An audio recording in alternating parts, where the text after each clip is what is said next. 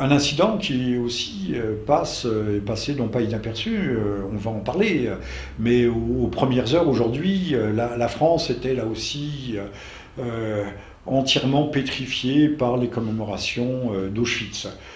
C'est bien, c'est naturel, il doit y avoir une culture de la mémoire, mais d'une mémoire qui ne soit pas sélective. Nous devons aussi nous souvenir de tous nos morts et des morts de cette Seconde Guerre mondiale qui ont été très nombreux en France. Et l'élite d'une jeunesse a été fauchée, notamment lors de l'offensive allemande en août, c'était en août 40 si je me souviens bien. Je ne me souviens pas puisque je n'étais pas né. Mais c'était l'équivalent, les pertes humaines à cette époque-là ont été l'équivalent d'un petit Verdun.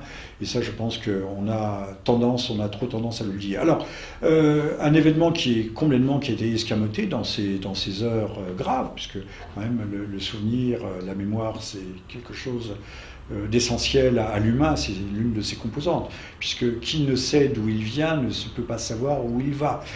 C'est cet accident sur une base espagnole d'un avion F-16. Alors on sait que les F-16 sont coutumiers de ce genre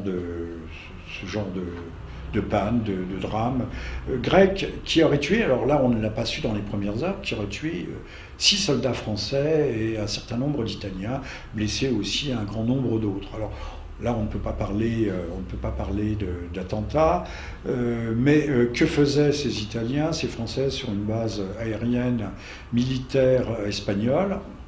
Là aussi on peut se demander s'il n'y a pas préparation d'une offensive imminente, avec des zones d'entraînement. Vous savez qu'on peut très bien aller conduire des missions de bombardement avec ravitaillement en vol d'un bout à l'autre de la Méditerranée.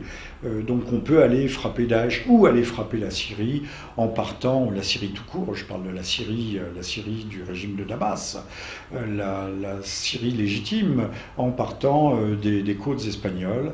Donc là, cet accident tragique, parce qu'il est tragique, peut servir de révélateur et aussi, on espérerait, d'électrochoc pour l'opinion qui découvrira qu'il y a des préparatifs de guerre. Et d'ailleurs, remercions les frères Kouachi qui ont permis aujourd'hui de rassembler le chef de l'État, qui est aussi le chef des armées, derrière une France qui repart à l'assaut des bastions de l'islam, mais en l'occurrence plutôt de l'islam laïque, de l'islam multiconfessionnel, celui certainement qu'il faut réellement bannir et abattre.